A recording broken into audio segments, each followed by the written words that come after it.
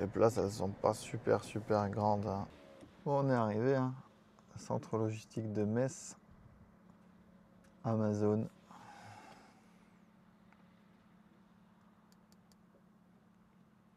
Putain, j'ai trop hâte. J'ai trop hâte. Ça va être trop le kiff.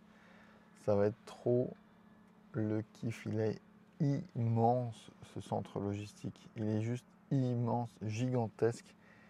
Et je ne sais pas si c'est un des plus grands d'Europe. En tout cas, je crois qu'il me semble que c'est un des plus récents. Et donc, du coup, il doit y avoir pas mal d'automatisation, de robotisation. Et ça, c'est cool, ça. J'espère qu'on va vraiment le voir. J'ai hâte, j'ai vraiment hâte. Un des plus grands centres logistiques d'Amazon, il est juste à côté de chez moi. Et ça, c'est vraiment juste incroyable. Et j'ai la chance, en fait, d'y être invité pour visiter. Et je vous montre tout ça dans cette vidéo. C'est parti, direction Metz, 43 minutes, pardon, 54 km. Donc c'est juste à côté de chez moi. Que j'avais 2 cartons de quasiment 150 produits à envoyer chez Amazon. Et au lieu de faire un UPS, ben, du coup j'ai envoyé un mail à mon contact, à celui qui nous a invités chez Amazon dans le centre logistique de Metz, pour savoir si je pouvais déposer mon colis, enfin mes 2 colis dans les entrepôts et me faire un petit peu économiser quasiment 12 euros de frais UPS. La réponse, elle a quand même été assez expéditive parce que bon, je m'en doutais un petit peu, hein, mais en fait, on m'a répondu que non. Mais le truc qui était plutôt cool, c'est qu'on m'a répondu avec un argumentaire et c'était pas juste un non comme ça. La réponse et l'explication qu'on m'a donnée, en fait, elle est assez simple et elle est très logique. C'est qu'ils ont un process. Et si ils dérogent à ce process, en fait, c'est là où tu as plein de merde. C'est là où tu gères, où le colis va se perdre, où on va ouvrir des cas, où ils vont perdre du temps. Moi, je vais perdre du temps, je vais perdre de l'argent. Et le process, en fait, il va être pas aussi bien huilé que ce qu'il est à l'heure actuelle.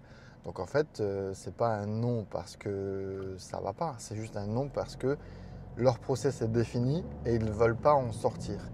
Et c'est un petit peu le truc que j'aimerais bien aussi vous expliquer. En tout cas, moi, j'ai entre guillemets la même chose dans mon business. C'est si tu n'as pas un process, tu te perds dans toutes les tâches qu'il y a à faire. Si tu dérives un tout petit peu de ton process, et ben forcément ensuite tu es perdu, tu fais des erreurs, tu n'es plus aussi smart et aussi fluide que lorsque tu as un process. Donc il suffit de l'imaginer, il suffit ensuite de le mettre en pratique et de toujours utiliser ce même process. Alors, je ne dis pas qu'il ne faut pas faire évoluer ce process. Bien évidemment, si vous voyez qu'il y a des améliorations à faire, eh ben, il faut les améliorer.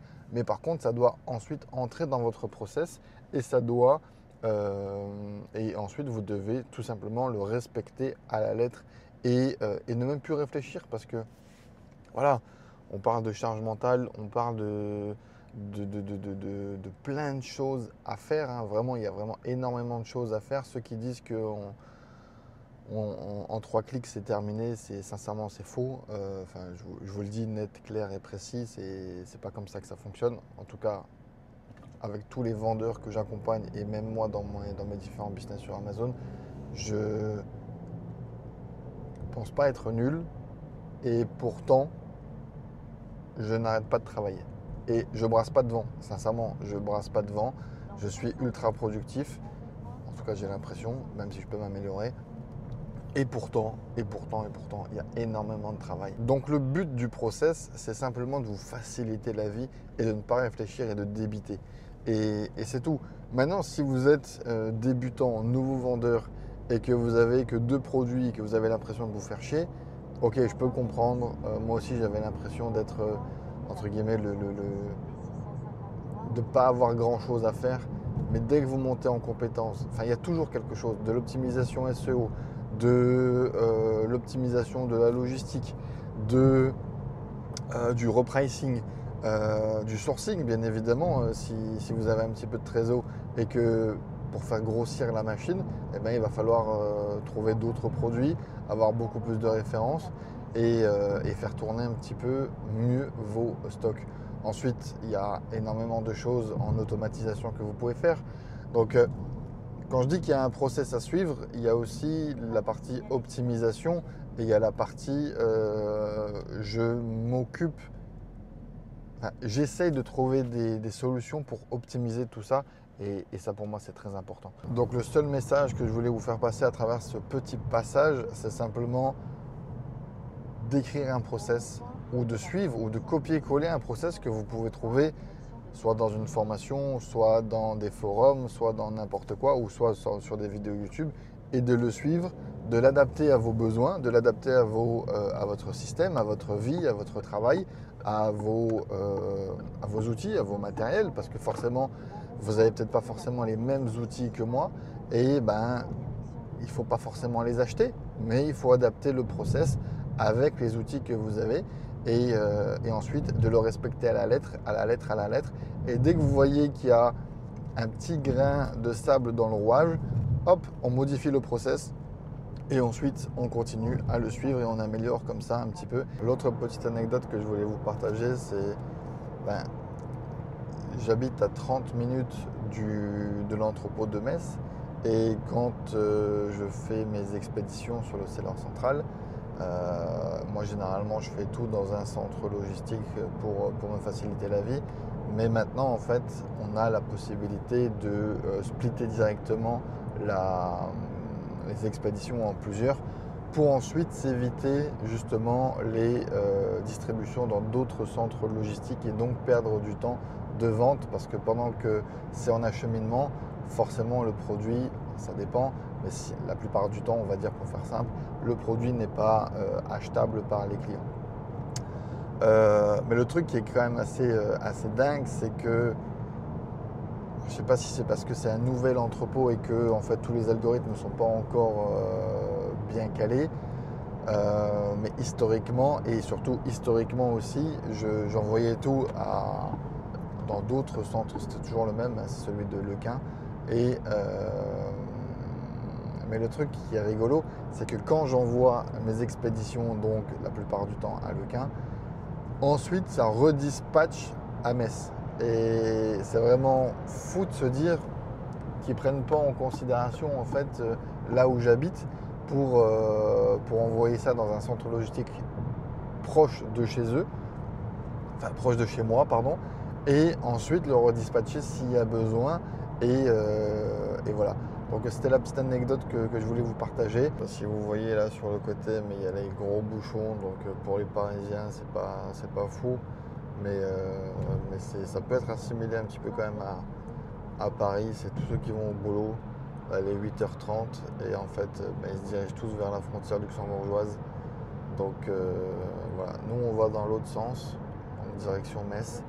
Et eux, là-bas à gauche, c'est direction Luxembourg. Et ça, je vous avoue que je l'ai fait pendant de nombreuses années, plus de 10 ans. Et sincèrement, c'est pas quelque chose qui me manque. Donc clairement, ça, c'est... Même si je suis pas à Dubaï ou même si je suis pas dans la vie du digital nomade que vous pouvez... qu'on peut espérer tous, parce que moi aussi, je l'ai cherché un petit peu aussi hein, quand j'écoutais des vidéos de Stan Leloup en 2010, 12 je crois, un truc comme ça, donc dès les débuts de Stan Leloup, peut-être même avant. Avant c'était Parlons Web de Olivier Jalleurent, donc voilà, ça faisait clairement rêver.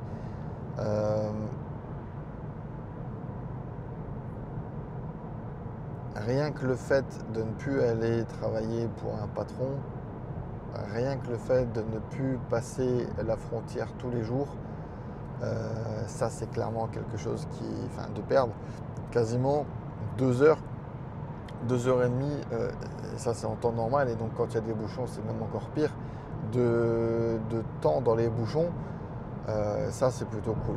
Donc voilà, rien que pour ça, je kiffe ce que je fais. Et ça, c'est vraiment, je ne vais pas dire la liberté, parce qu'il y a encore plein de points sur lesquels on va pouvoir être libre, Mais ça, c'est vraiment quelque chose qui, moi, en tout cas, euh, me plaît. Pourquoi? Parce que c'est un problème que j'avais de passer du temps dans les transports, de perdre énormément de temps. Et ben, j'ai réussi à le remédier. Donc voilà. Si c'est aussi un problème que vous avez, je pense que vous pouvez clairement faire quelque chose. Et Amazon ou un autre business digital peut vous le permettre de le faire. Direction Metz Centre. Plus que 8 minutes pour arriver dans l'entrepôt Amazon. Donc ça arrive vite, vite, vite. J'ai hâte. Sincèrement, j'ai très hâte. Ça, je sais pas à quoi m'attendre. Je sais pas si ça va être un petit peu trop protocolaire avec trop de réglementation, etc., etc. Donc ça va pas être cool si c'est ça. Maintenant, si on apprend des choses, si on voit des super trucs et tout, ça peut être bien. Donc ouais, ça peut être cool. En tout cas, j'ai très hâte. Là, on arrive dans le village à 4 minutes du centre logistique de Metz. C'est très très très joli. C'est Oni, ça s'appelle. Et c'est très très très joli.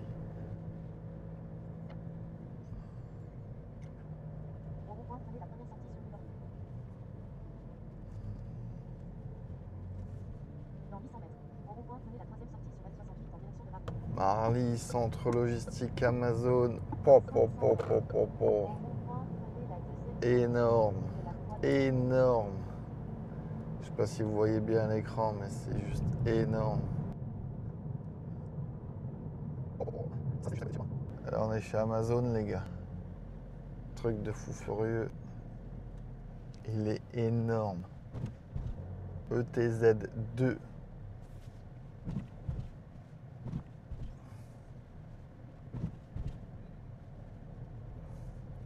Bon les amis, je viens de rentrer à la maison. Je me fais un petit café et on débriefe tout ça.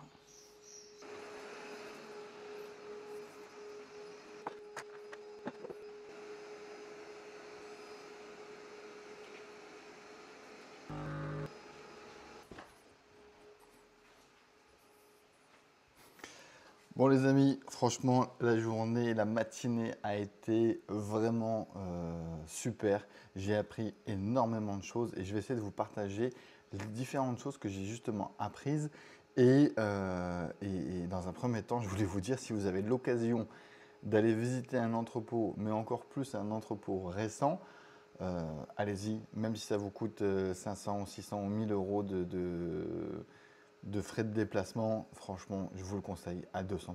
La première chose, c'est que comme à chaque visite chez Amazon, on reçoit un petit sac avec dedans quelques goodies et à chaque fois, c'est mon fils qui récupère tous les cadeaux. Je commence à en avoir pas mal. Mais bon, c'est toujours sympa. On va faire un petit unboxing ensemble. Un petit cahier pour prendre des notes, c'est super cool. Voilà, un cahier petit vide, donc magnifique, plutôt de très bonne qualité, donc merci Amazon. Juste pour ceux qui ne savent pas, mais j'utilise toujours des cahiers et ça griffonne, donc moi perso, je les utilise ces cahiers. Ensuite, on a bien évidemment un stylo qui va avec, super pratique. J'aurais dû prendre des notes sur place, donc voilà. Et ensuite, on a cette petite boîte avec un code et je pense que c'est un mug et bingo! Un mug Amazon, j'en avais jamais reçu encore, donc ça c'est super cool. Merci beaucoup Amazon pour ces petits cadeaux. Ensuite, donc le petit sac, il va être utilisé par mon fils. Je raconte ma life, mais mon fils est allergique, donc tous les midis, il faut qu'on lui prépare un repas. Il ne peut pas manger à la cantine enfin, il va manger à la cantine, mais c'est nous qui devons lui préparer son repas, donc à chaque fois on lui met là-dedans. Donc, comment s'est déroulée la matinée? Donc, on est tous arrivés, on était devant les portiques et on a tous fait connaissance. On était, je sais plus, une petite dizaine à peu près de vendeurs. Et on a attendu donc que les portes, qu'on vienne nous accueillir et que les portes s'ouvrent. C'était la première fois qu'ils ouvraient le centre ETZ2 aux visiteurs. Et donc, bah, du coup, on a eu ce privilège d'être les premiers. Et donc, forcément, il y a eu un petit peu de procédures non rodées pour l'instant pour eux et de savoir comment est-ce que ça se déroulait, etc., etc. Ensuite, on a eu nos badges et on a pu rentrer. Malheureusement, on n'a pas pu prendre de caméra, on n'a pas pu sortir les téléphones portables pour filmer, pour prendre des photos. Et donc, c'est ça qui est un petit peu frustrant pour moi et de vous partager. Néanmoins, je vais essayer d'illustrer ça le plus explicitement possible. Donc, on est arrivé. On a déjà premièrement tous fait connaissance entre sellers, donc on a fait une espèce de petite table ronde et on s'est tous présentés. Et chose qui est assez incroyable, c'est que on a tous partagé nos différents produits. C'est en gros qu'est-ce que tu vends et depuis quand tu vends, quoi. Le reste, on s'en fout un petit peu. Si peut-être la région d'où on venait. Et ça, c'était rigolo parce que j'étais le seul de la région, donc j'étais le seul à habiter à moins de 30 km même à moins de 100 km, je pense, du site ETZ2. Il y en a qui venaient de Normandie, de Paris, il y en a même un qui est venu de Marseille. Donc c'était vraiment assez cool. Et donc on s'est tous présentés. Il y avait des vendeurs qui vendaient par exemple des produits de spa. Il y en a qui vendaient de l'épicerie. Il y en a qui vendaient, il y en a un qui vendait qui concevait et imaginait et fabriquait des jeux de société pour enfants. Donc ça, c'était vraiment trop cool de discuter avec lui. J'ai longuement échangé avec lui. Et surtout, j'ai eu la chance c'est ça qui était vraiment rigolo, c'est de tomber sur un élève de ma formation Udemy, qui m'a tout de suite reconnu et on a tout de suite échangé. Donc ça, c'était vraiment cool. Ensuite, on a eu petit déjeuner, donc café, croissant, fruits, vraiment, on est toujours bien reçu chez Amazon, donc merci encore. Et ensuite, on a eu les différents key account managers de chez Amazon. Donc, ils étaient à peu près 4 ou 5. Donc, c'est eux qui ont organisé cette visite. Et ils nous ont fait d'abord une petite présentation, bien évidemment, de tous leurs services, Pan Europe et SaaS, donc l'ancien 360. Ils essayent de nous le vendre, bien évidemment. Mais franchement, sinon, dans cette présentation, je vous avoue que j'ai pas appris grand-chose. Si ce n'est qu'ils vont bientôt mettre en place un système de numéro de série pour tous les retours. Donc, c'est-à-dire que vous achetez un iPhone, il y a un numéro de série dessus, et forcément, si le client ne renvoie pas le bon produit, la commande ne sera pas remboursée. Et ça, c'est plutôt cool parce que moi, je vends aussi des produits un petit peu fashion. Et du coup, il y a pas mal de retours, ce qui est tout à fait normal dans cette catégorie. Mais par contre, de temps en temps, on s'aperçoit que les produits renvoyés ne sont pas ceux qui devaient être initialement dans la boîte. Donc c'est un petit peu frustrant et malheureusement, on n'a aucun moyen pour ça. Donc on a fait voilà, ça a duré 40 ou presque une heure cette présentation. Donc ils ont défilé un à un. Et ensuite, on a eu le briefing sécurité et on a été dans les entrepôts d'Amazon. Et ça, franchement, je vous le conseille. Vraiment, je suis comme un gosse encore, mais ça a été vraiment exceptionnel de voir toute la machinerie, l'automatisation. Donc l'entrepôt fait 180 000 mètres carrés. Je ne sais plus combien de terrains de foot ça représente, 60 terrains de foot ou je sais plus, c'était juste énorme. Il est sur 3 étages, 4000 employés, je crois, et quasiment full automatisation. Donc j'ai eu la chance de voir les petits robots qui ramènent les armoires, en fait, les armoires sur 4 faces. Je vais essayer de vous illustrer ça avec des vidéos que j'ai trouvées sur YouTube. Mais quand vous le voyez en vrai, c'est juste impressionnant.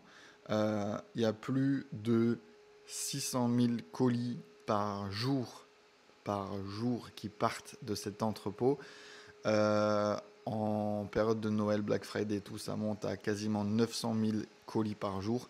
C'est juste énorme en fait. Et j'ai essayé de regarder les différents produits qui passaient, mais ça passe tellement vite que franchement, vous pouvez même pas essayer de faire du sourcing ou essayer de regarder les produits qui passent et qui, voilà. Donc la personne qui nous a accompagnés, qui nous a fait la visite, était tout d'abord au tout début de cet entrepôt à la chaîne comme tout le monde, et ensuite elle a monté les échelons. Donc ça c'est super super cool.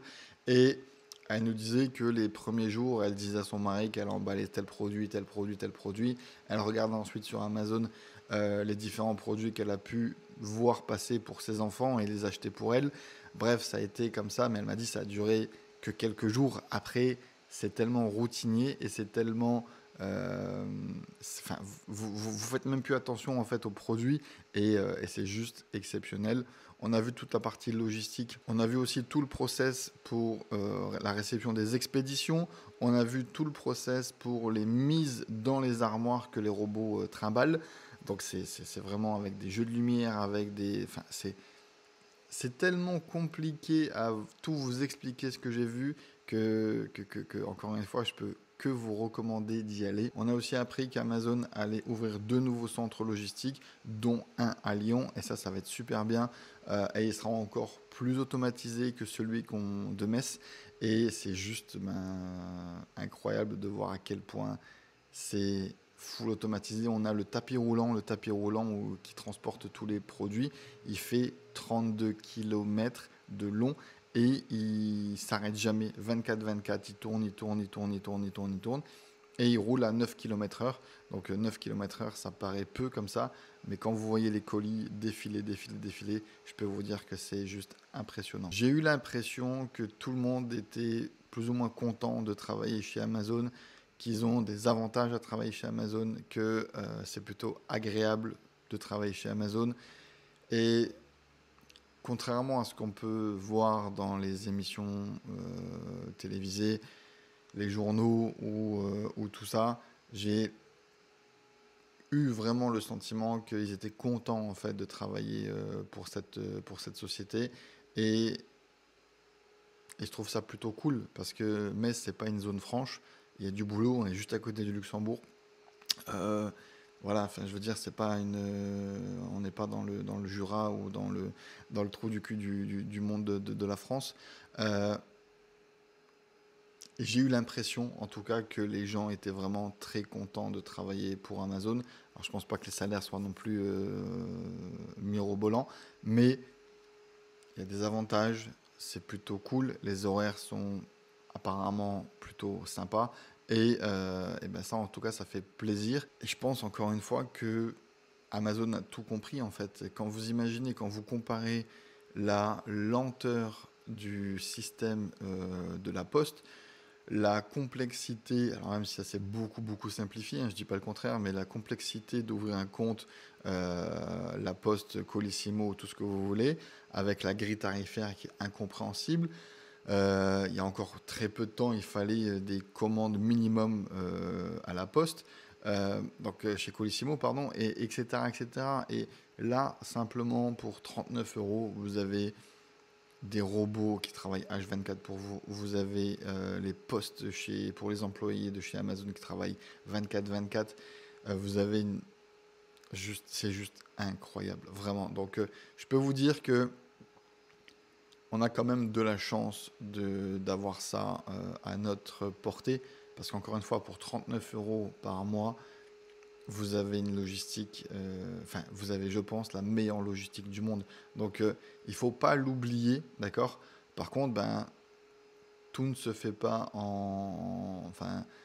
je suis très loin de faire 600 000 colis par jour. Je suis très loin de faire 600 000 commandes par jour sur mon compte Seller Central.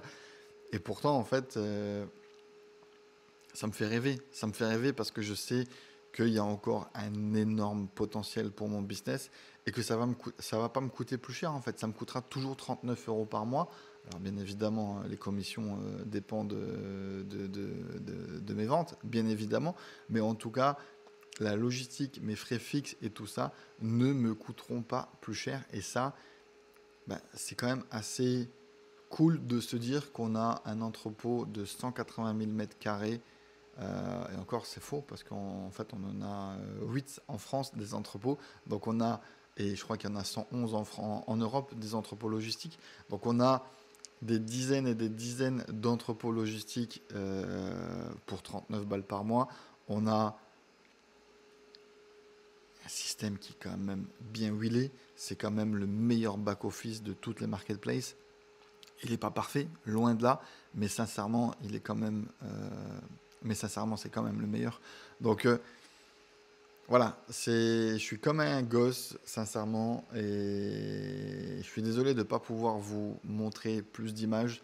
J'avais pas envie non plus de me faire attraper par la police ou par la sécurité de chez Amazon. Il y avait une personne devant, une personne derrière qui fermait donc le petit groupe qu'on était.